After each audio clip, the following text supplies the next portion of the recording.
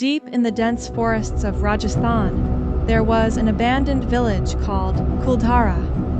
The story of its disappearance had been whispered for centuries, and even today, no one dares to stay there after sunset.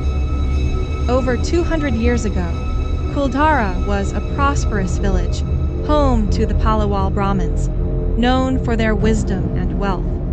But their fortune caught the attention of a cruel and powerful ruler, Salim Singh, the minister of the region. He was infamous for his greed and cruelty.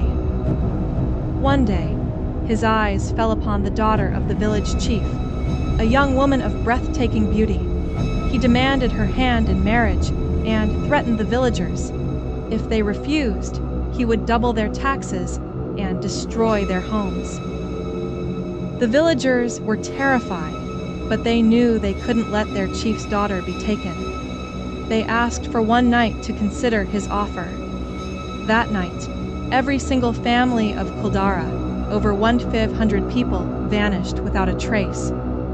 By dawn, the entire village stood empty. No one saw them leave. No one knew where they went. But before disappearing, the villagers left behind a curse. Anyone who tries to live in Kuldhara will meet a terrible fate.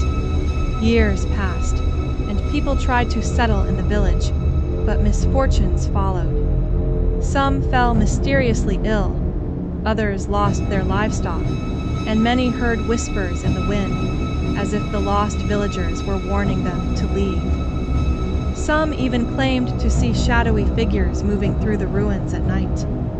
One day, a group of curious travelers decided to stay in Kuldhara overnight, laughing off the legends.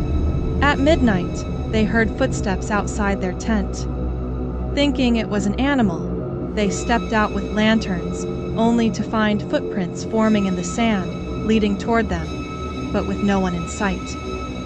Terrified, they packed their belongings and ran.